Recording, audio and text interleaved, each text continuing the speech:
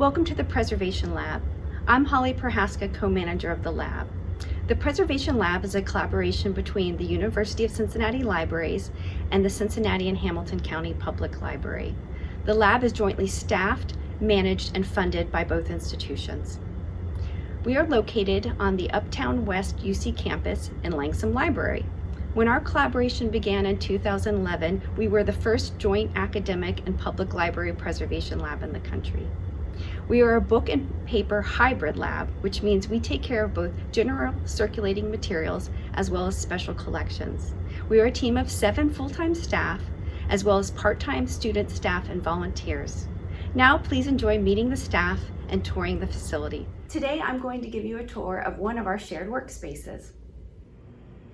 Located at the front of the lab and adjacent to our main entry door and freight elevator, this area houses large and specialized equipment as well as supplies. First off is our oversized mat cutter.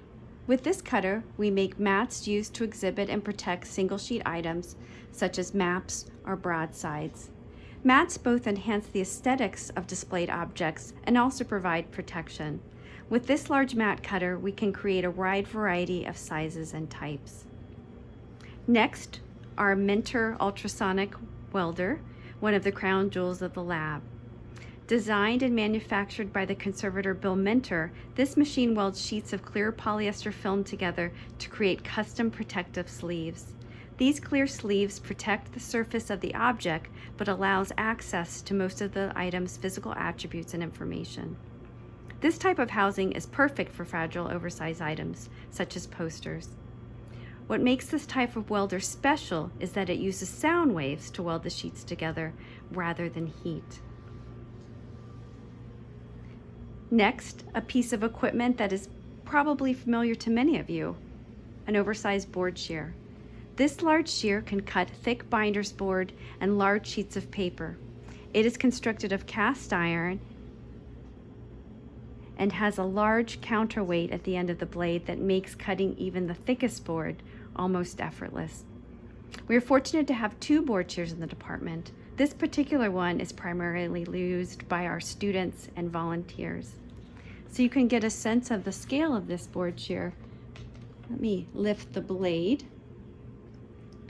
It's a 60-inch blade, and you can see that the counterweight is doing most of the work.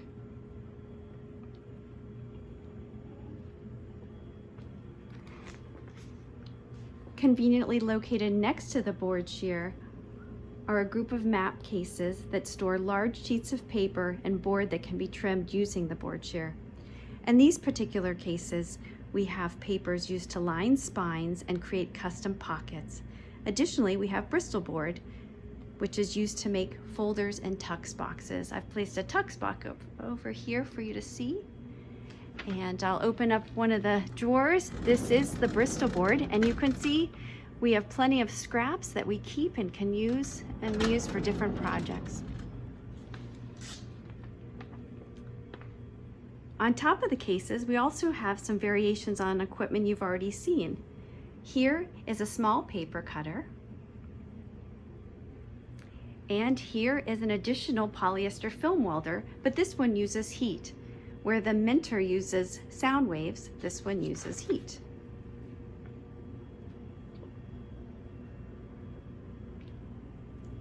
And in the center of everything is a wonderful large workspace that is also a lockable cabinet, which is perfect for storing our oversized books that come in for conservation treatment. And lastly, I'd like to point out this large brass and wood book press. It's both stately and beautiful and is still heavily in use. Right now, it's pressing a stack of newspapers that will receive custom enclosures to protect and keep the contents organized. And now I will pass this on to Ashley, who will show you the work area directly across the aisle. Hi, I'm Ashley Ferguson-Schieser. I'm a rare book and paper conservator, and I co-manage the lab as the Cincinnati and Hamilton County Public Library employee. And today I'm going to be showing you around our wet lab. The studio space is really versatile. We use this as a flex space for oversized exhibition projects. We can roll up tables. We have a suction table and humidity dome nearby, as well as a fume hood. But what we primarily use this space for is conducting conservation treatment. I've got an example out of a object that has some severe tide line staining that would benefit from some deacidification and washing in this large white tray. We also do stain reduction from items that have been discolored from tape adhesive. And we use a reverse osmosis water filtration system that's hooked up to this beautiful photographic sink. The sink doubles nicely for other projects, including disaster recovery. When things come into the lab and they're wet, we also will sometimes put them in this really low temperature freezer over here. It goes down to -42 degrees, and it allows us to freeze things, stop any damage in its tracks, and pull it out in thaw to treat it when we have the capacity to do so. We also will treat special collection items that are more fragile, that might have insect infestation. It's safer to treat fragile, brittle materials with cold rather than heat. And we also have a drying rack over to the left. So if we were to wash an entire book, we would first disbind it, wash the pages individually, and dry them out separately flat using a drying rack like this. In the lab, we also study the history and chemistry of library and archival materials. So I pulled out this Hollander beater where we've pulped fibers to create handmade sheets of paper, and then we've formed the paper and pressed out any water using this hydraulic press made by the UC Carpenters. Well, that's a quick rundown of our wet studio. I'm gonna go ahead and hand things off to Casey. Hello, my name is Casey Jansen. I'm a senior conservation technician here at the Preservation Lab, where I'm an employee of the Cincinnati and Hamilton County Public Library. I have the privilege today of showing out the space where our student staff and volunteers typically work. Our student staff is comprised of students here at the University of Cincinnati, and they, along with our volunteers, typically come to the lab with little to no conservation experience, which means we get to train them, starting with some of the simplest general collection repairs and working towards the more complicated. Typically, under normal circumstances, we have around 4 to 6 students and about 2 to 4 volunteers at a given time. So let's take a look at this space. In the center here, we have this really great, huge bench area where students and volunteers are able to work while keeping their tools and treatments stored away in these cubbies underneath, making it a really flexible space for anybody who needs it at any given day. Along this left wall, we have more bench space where we have some of our communal tools. We keep most of our most used tools at our benches. And here we also have some of our book presses. That brings us to our sink area, just for general cleaning up. And that's alongside of where we store our general collection items waiting to be treated. So from this perspective, we're kind of looking at some of the more complicated treatments here, things like text block repairs, binding repairs. There's even some items that need to be resewn. And then as we move down the line, we work towards some of the simpler repairs, ending with things like pamphlets and music scores. So all of these general collection items you see here are a mix of public library and university circulating materials. And that brings us back to the other side of that great big bench area where we have some flat files. These are similar to ones you've seen in other parts of the lab already. We use these flat files for storing things like Japanese tissue paper. We also have here our refrigerator where we store our loved and much used wheat starch paste. So that kind of brings us back to where we started in our student area. Let's take one last look at this beautiful, huge space. And next I get to pass you along to Katerina. Hi everyone, thank you for joining us. My name is Katarina Figueirinhas. I'm one of the senior conservation technicians here at the Preservation Lab, and I'm employed by the University of Cincinnati. I'm here today to give you a brief tour of the area behind me. These are our staff and conservator bench areas, and I hope you enjoy. This is our staff and conservators bench area.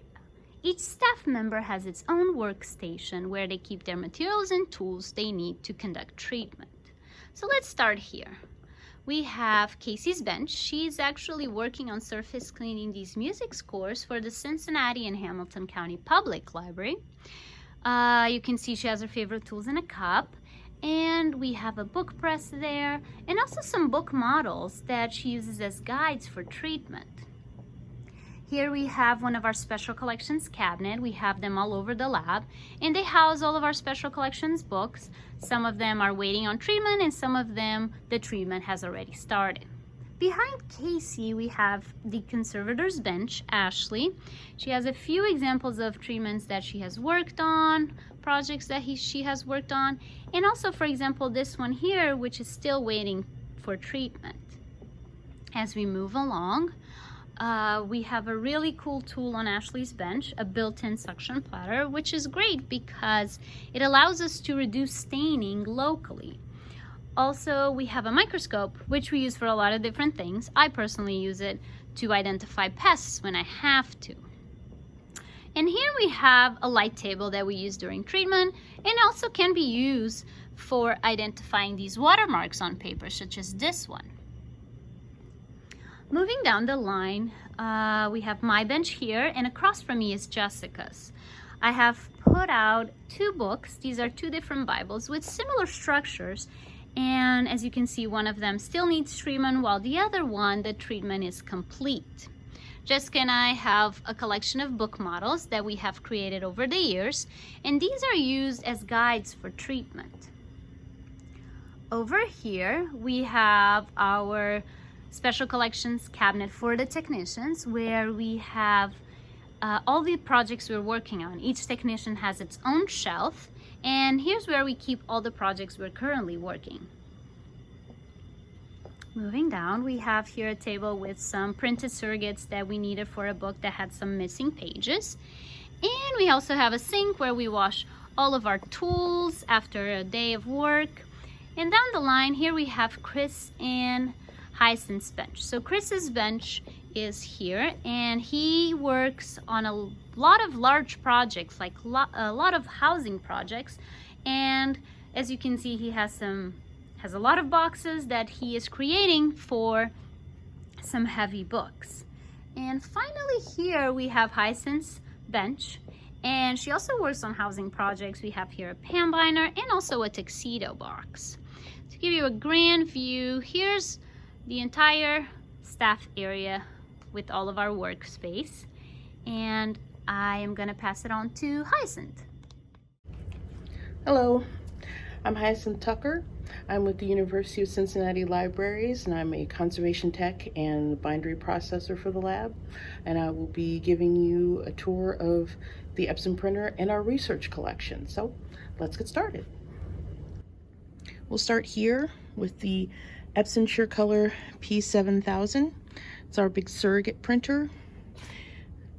Surrogates, as you might be able to guess from the title, are pieces that are used as a substitute for any kind of a two-dimensional item, like a photograph or letters of some sort that might be too fragile for any kind of constant handling and display. It's often put with pieces that we've conserved so that they can be shown at a later date, and allows them to be seen by the general public while the original is stored, away from any kind of detrimental effects like light damage or handling from hands. And this is our research library. It's our constantly evolving collection of research items that we've accumulated on all manner of topics relating to conservation, book and paper, photography, paper making, any kind of bookbinding, stitch work. We've accumulated them as ready references for working on things that we may not necessarily know how to handle. We've got a good ready reference of pieces. Includes a lot of recent periodicals, as well as a good number of samples that we have either gotten from outside sources, such as a bindery, or that we have created ourselves in the lab, so that we have visual examples of stitch work, of enclosures of all kinds. And they allow us to have good handy things at our fingertips so that when people ask questions or when we're teaching new topics, we have visuals for people to study. All right, and I will hand you off to Chris. Hello, I am Chris Voinovich, a Senior Conservation Assistant working for the Cincinnati and Hamilton County Public Library, or CHPL. I hope you are enjoying our virtual lab tour. I'll be showing you the area where our crimper and board and cloth organizer are located. Our crimper is used to make quick folds for custom corrugated enclosures. Here are a couple examples. You will notice that the foot pedal has been padded, as we all have found occasion one time or another to bash our shins on it.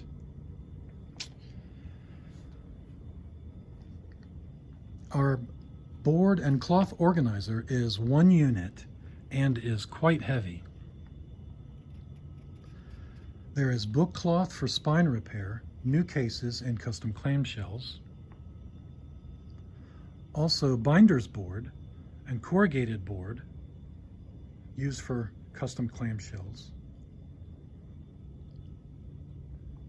Remay, Hollytex, and other supplies, all of which are archival for maximum preservation quality. And now, back to Jessica to complete your tour. Hi, my name is Jessica Ebert and I'm a UC Libraries employee, and here in the lab I'm a conservation technician and the photographic documentation specialist. So it's only fitting that I give you a tour of the 2 photography studios that reside here in the lab. First, we're going to head over to the UC Libraries Digital Imaging Studio, where Digital Collections Manager Sydney Gao oversees the digitization workflow for UCL. In this studio, the key feature is, of course, the Phase 1, which is a 60 megapixel digital back camera. It allows for very versatile imaging of a wide variety of items. Next, we're going to head over to the Conservation Photography Studio, which we affectionately call PhotoDoc. Photographic documentation is an essential part of special collections treatment. It is the visual representation that accompanies the written treatment reports we create. One way I like to think of it is digital imaging or digitization tends to focus on the content within a book, whereas conservation photography focuses on the condition and the materiality of that book. In this studio, like in the other one, we have black curtains to block out light and control our lighting. We have a locked cabinet for safe storage of materials. We have a bench setup, which allows us to capture dimensionality. Then we have a much smaller copy stand setup, which allows for capture of flat items like this flyer, or even the interior pages of a book. We have a scanner, a Mac for tethered photography. I also have an additional tripod that's inverted, which allows me to shoot larger items on the floor if I need to. And then in conservation photography, we use a lot of specialized lighting techniques and photography techniques. So I've set out some of those here. We have our UV setup, which includes a UV lamp, a color checker just for UV. We also have a near infrared setup, so a modified camera for capturing near infrared. And then we also do reflectance transformation imaging, or RTI, which is what these little black reflective spheres are for, and this Lego setup. And then also just some basic tools that I use every day. I hope you've enjoyed this tour of these 2 photography studios. Thank you for taking the tour. If you would like to learn more about the lab and the interesting work we do, please follow us on social media.